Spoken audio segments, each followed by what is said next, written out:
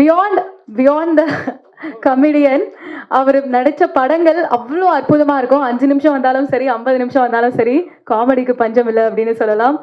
ஸ்மார்ட்டாக இருக்கீங்க சார். பயங்கரமான கவுண்டர்ஸ் கொடுக்குறீங்க. அதெல்லாம் எப்படின்னு தெரியல. அதை தாண்டி நான் எழுதி வச்ச இன்ட்ரோலாம் வந்து அழிச்சிட்டேன். ஏன்னா இங்கே சொன்னாங்க பாருங்க எக்ஸ்க்ளூசிவ் இன்ஃபர்மேஷன். நிறைய பேருக்கு தெய்வமாக திகழ்ந்துட்டு இருக்கு. யோகி பாபு அவர்களை ஒரு சில வார்த்தைகள் பேசுமாறு கேட்டுக்கொள்கிறேன்.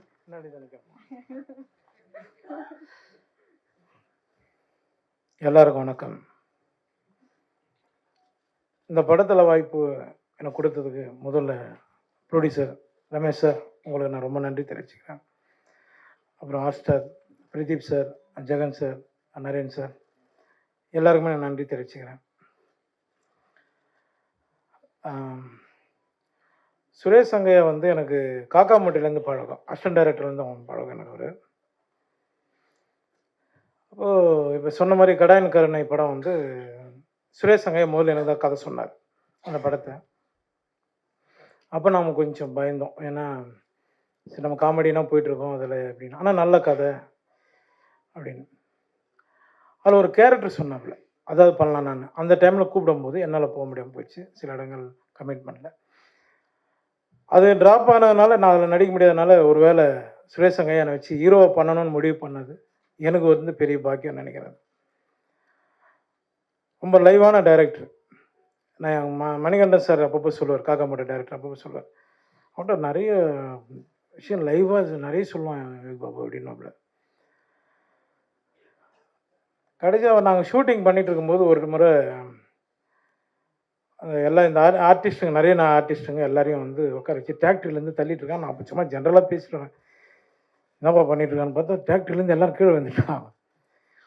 ஏய் என்னடா பண்ணிகிட்ருக்க அப்படி, லைவாக இருந்தால் தான் நான் சூப்பராக இருக்கும் அப்படின்னா, அதுக்காக என்னடா எல்லோரும் கீழே மண்ணு கொட்டுற மாதிரி கொட்டிகிட்டு இருக்க அப்படின்னு.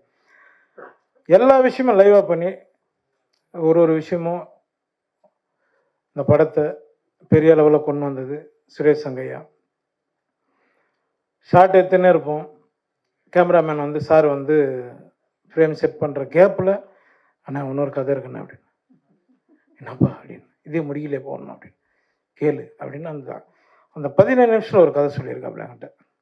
அடுத்த படம் இதான் பண்ணுறோம், ரமேஷ் சார் கிட்டே போய் போட்டுருவோம் போயிட்டு அப்படின்னு. நல்ல டைரக்டர் மிஸ் பண்ணிட்டோம். கருப்பணியப்பன் சாருக்கு நான் ரொம்ப நன்றி தெரிவிச்சுக்கிறேன் சார். ஏன்னா எனக்கும் அவருக்கு ஒரு பெண்டிங் இருக்குது, சீக்கிரம் அதை சந்திச்சலாம் சார். ஜெகன் சார், உங்களோட நான் யாழோட சிறப்புக்கான படம் பண்ணேன். அன்றைக்கி அவர் சொன்னது உண்மைதான், ஆனால் அது எப்படி சொல்கிறது சார், நான் வந்து உங்களை வந்து அண்ணனா பார்த்தேன் சார், அவ்வளோதான் சார். அப்புறம் நெல்சன் சார் சொன்னார், சீக்கிரம் அசிஸ்டன்ட் டைரக்டருக்கு நிறைய வாய்ப்பு கொடுங்கன்னு. நான் நிறைய பேர் கொடுத்துருக்கேன் சார். சுரேஷ் சங்கையா அசிஸ்டண்ட்டு 5 பேர் எனக்கு கதை சொல்லியிருக்காங்க. அதுவும் பேர்லாம் சொல்லாதீங்க, யார் பாரு நண்பா, நீங்கள் ஒன்றும் சொல்லக்கூடாது இல்லை எல்லாருக்கும். ஏன்னா நானும் ஒரு அசிஸ்டன்ட் டைரக்டராக தான் வந்தேன் ராம்பாலா சார்கிட்ட, லொல்லு சோப்பாலேருந்து. அதனால் அந்த வழி எனக்கு தெரியும். இன்றைக்கி வர்றதுக்கு முன்னாடி ப்ராமிஸாக சொல்கிறேன், வர்றதுக்கு முன்னாடி 3 பேர்கிட்ட என் கார்டனில் கதை கேட்டுட்டு தான் வரேன். சார் சொன்ன மாதிரி பணம் முக்கியம் கிடையாது. இதே பரணி ஸ்டுடியோவில் ஏவிஎம்லாம் வந்து ஒரு டைலாக் 2 டைலாக் பேசுறதுக்கு ரோட்டில் நின்று இருக்கேன். பணம் முக்கியம் இல்லை சார், கரெக்ட் தான் சார்.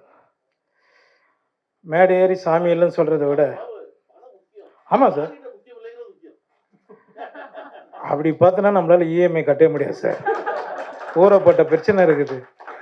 அத்தனை அசிஸ்டன்ட் டைரக்டர் போகிறாங்க, இன்றைக்கி யார் சார் எந்த ப்ரொடக்ஷனில் நீங்கள் வந்து அவங்களுக்கு ஒரு வாய்ப்பு கொடுக்குறீங்க? கரெக்ட் தானே? அதனால் அதை நான் வந்து முக்கியத்துவம் கொடுப்பேன் சார். எப்போவுமே எல்லா அசிஸ்டன்ட் டைரக்டருக்கும் எல்லாருக்குமே நான் கொடுப்பேன். இன்னொன்று ஒரு சின்ன ஆசை அதையும் பண்ணிகிட்ருக்கேன். எப்படியும் அதையும் எழுதிடுங்க நம்ம நண்பர்கள்லாம். ஒரு சின்ன கதை பண்ணி ஒரு அசிஸ்டன்ட் டைரக்டர் ஒரு வாய்ப்பு கொடுத்துருக்கேன் சார், ஒரு ப்ரொடியூசரை பிடிச்சி. அதுக்குள்ளே யாரும் சொன்னாங்க அது எப்படி இருக்குன்றாங்க. சுரேஷ் சங்கையா, நீ வந்து மறைந்தாலும் எங்களுக்குள்ளே இருந்துட்டு தான் இருக்க. நான் அந்த பாப்பா வடிவத்தில் பார்த்தேன். பேச பேச அந்த பாப்பா அழுதுட்டுருக்கு. எனக்கு ஏதோ சுரேஷ் சங்கையை ஃபீல் பண்ணுற மாதிரி இருந்தது அது. அப்புறம் நான் வந்து கடைசியாக வந்து குழந்த பிறந்ததுக்கப்புறம் தான் இதுவானாப்புல. நான் அந்த குழந்தைக்கு ஒரு இது பண்ணுறேன்னு சொல்லி நான் அசிஸ்டன்ட் டாக்டர் எல்லோரும் அந்த ஃபங்க்ஷனில் சொல்லியிருந்தேன்.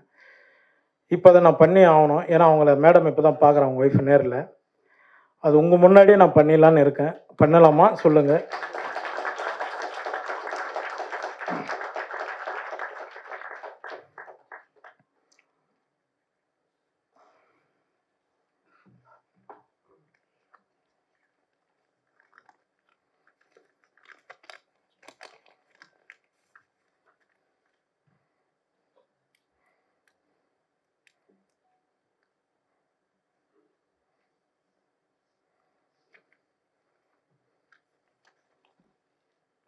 ஒரு செகண்ட் சாரி.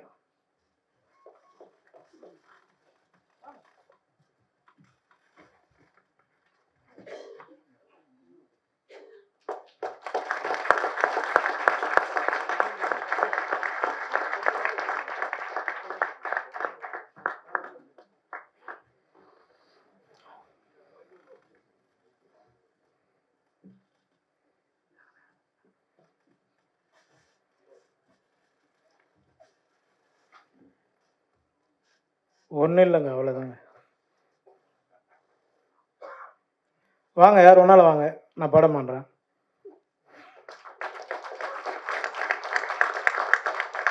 நான் ஒரு நம்பிக்கை வச்சுருப்பேன் சார். இன்னும் நான் மேடை ஏறி சாமி இல்லைன்னு சொல்கிறத விட மலை ஏறி சாமி கும்பிட்டுலாங்க.